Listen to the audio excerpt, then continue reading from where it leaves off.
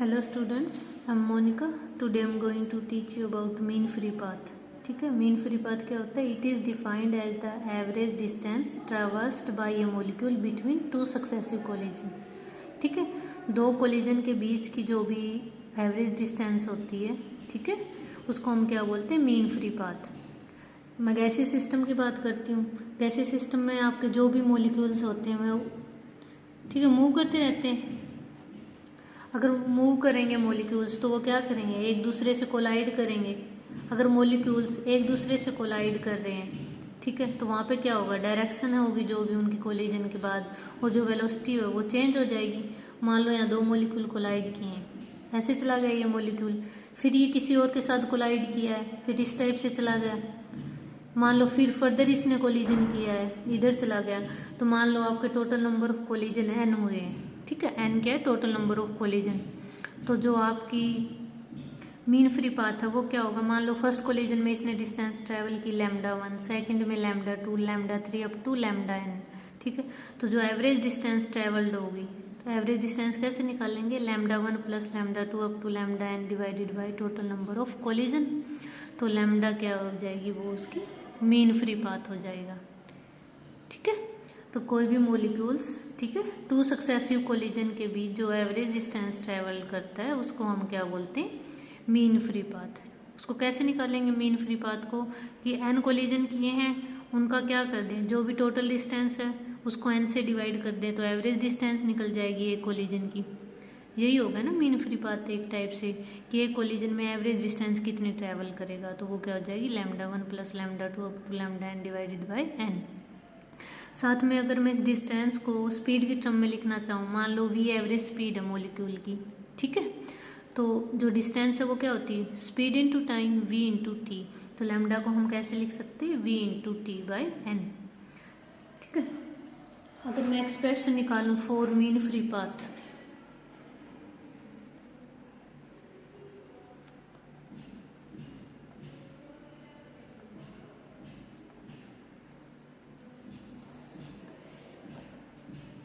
तो एक्सप्रेशन निकालने के लिए मैं क्या कंसीडर करती हूँ कि जो आपकी गैस है उसमें क्या है? n मॉलिक्यूल्स हैं पर यूनिट वॉल्यूम। ठीक है, मान लो total number of molecules n है, n क्या है? Number of molecules per unit volume.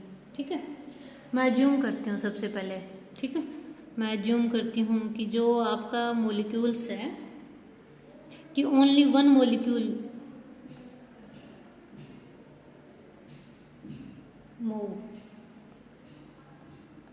ठीक है, सबसे पहले मैं क्या कंसीडर करती हूँ एक्सप्रेशन में कि केवल एक मॉलिक्यूल्स है वो मोशन में, बाकी जो सारे मॉलिक्यूल्स हैं वो रेस्ट पे हैं।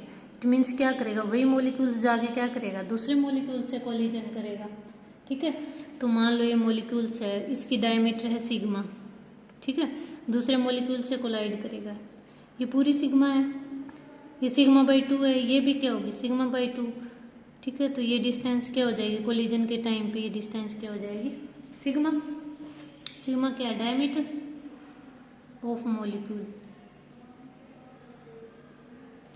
ठीक है, तो मैं कंसीडर करती हूँ, मान लो कोई भी एक मॉलिक्यूल है, इसमें कोलाइड किया है, ठीक है, कोई भी एक मैं वॉल्यूम कंसीडर कर लेती हूँ, ये वाला वॉल्यूम। ठीक है, ये कोलिजन हुआ है, उसमें वेलोसिटी v से जा रहा है, स्पीड क्या है? v है, ये डिस्टेंस क्या हो जाएगी? सिग्मा। ठीक है, ठीक है, कोई भी एक मॉलिक्यूल लिया मैंने, मान लो इसने कोलिजन किया है, ठीक है, तो अगर मैं निकालूं कि number of collision made by molecule in 1 second, number of collision made by molecule in 1 second, ठीक है, एक सेकेंड में जो मॉलिक्यूल है वो कितने कोलिजन करेगा? ठीक है, जितने मॉलिक्यूल्स मिलेंगे उसको रास्ते में, जितने मॉलिक्यूल्स होंगे उनसे ही कोलाइड करेगा, उतने ही कोलिजन करेगा। ठीक है, तो जो total number of molecules n है वो किसके इक्वल हो जाएगा? n इंटू में v। ठीक है, तो नंबर ऑफ कोलिजन कितने हो जाएंगे? n इंटू में v। ठीक है, n इंटू में v। वॉल्यूम कैसे निकालेंगे, एक टाइप से ये आपका क्या बन गया, सिलेंडर बन गया ना यहाँ से कोलिजन के थ्रू। अगर पर यूनिट टाइम ले रही हूँ तो जो डिस्टेंस है वो क्या बन जाएगी, वेलोसिटी बन जाएगी, v/t होगा। तो वॉल्यूम क्या होता है, पाई आर स्क्वायर एच, आर क्या है यहाँ पे सिग्मा, तो पाई सिग्मा स्क्वायर एच। हाइट क्या बनेगी, हाइट ये वाली डिस्टेंस बनेगी, तो ये वाली डिस्टेंस पर यूनिट सेकंड लेंगे तो वेलोसिटी बाई क्या हो जाएगा, टाइम हो जाएगा, डिस्टेंस टाइम पर सेकंड है तो डिस्टेंस को हम क्या लिख सकते हैं, v लिख सकते हैं। तो कितने कोलिजन होंगे एक सेकंड में, वो किसके इक्वल हो जाएंगे, pi sigma square v into n. ठीक है, हमें क्या निकालना है, लैम्डा निकालना है। लैम्डा क्या है आपका, टोटल डिस्टेंस ट्रैवर्स्ड इन 1 सेकेंड। ठीक है, जितनी टोटल डिस्टेंस है उसको मैं जितने कोलिजन हुए हैं उससे डिवाइड कर देती हूँ तो वो क्या हो जाएगा, मीन फ्री पाथ। ठीक है, मीन फ्री पाथ यही तो होता है। मान लो कि मैंने किसी भी मॉलिक्यूल ने 20 सेंटीमीटर, सिंपली बताते हैं 20 सेंटीमीटर डिस्टेंस ट्रेवल की है, 5 कोलिजन हुए वहाँ पे, तो मीन फ्री पाथ कितना हो जाएगा, जितनी डिस्टेंस थी जितने कोलिजन है 20/5 4 हो जाएंगे। इसी टाइप से आपका जो लैम्डा है वो क्या है, total distance in 1 second divided by number of collision in 1 second. ठीक है, टोटल डिस्टेंस क्या है अभी निकाली थी मैंने, टोटल डिस्टेंस क्या है, v बन जाएगी 1 सेकेंड निकालेंगे तो, divided by number of collision कितने हैं, pi sigma square v into n, क्या हो जाएगा 1/पाई सिग्मा स्क्वायर। ठीक है, तो जो मीन फ्री पाथ है वो लैम्डा क्या आ जाएगा, 1/n पाई सिग्मा स्क्वायर।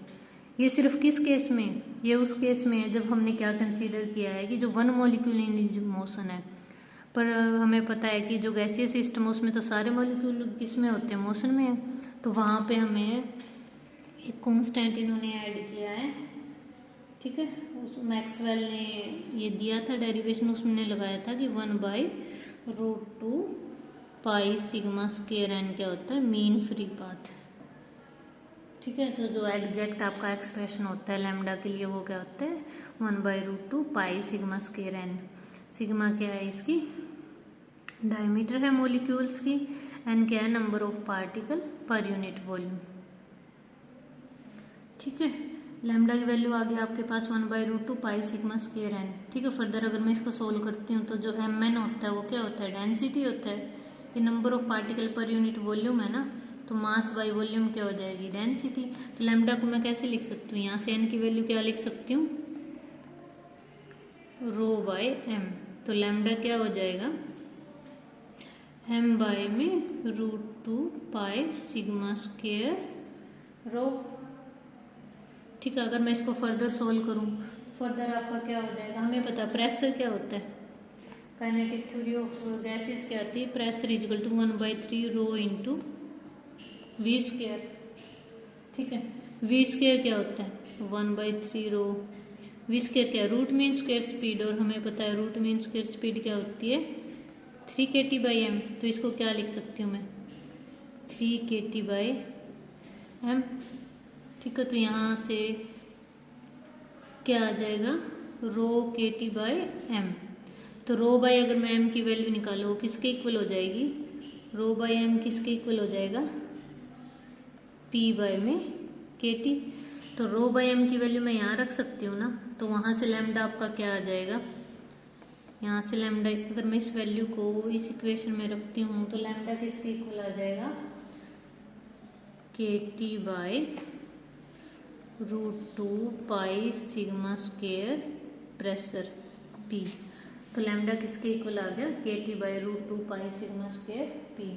तो इस एक्सप्रेशन से क्या शो होता है कि जो मीन फ्री पाथ है वो किसके डायरेक्टली प्रोपोर्शनल है, एब्सोल्यूट टेम्परेचर के, और इनवर्सली प्रोपोर्शनल किसके है, प्रेशर के।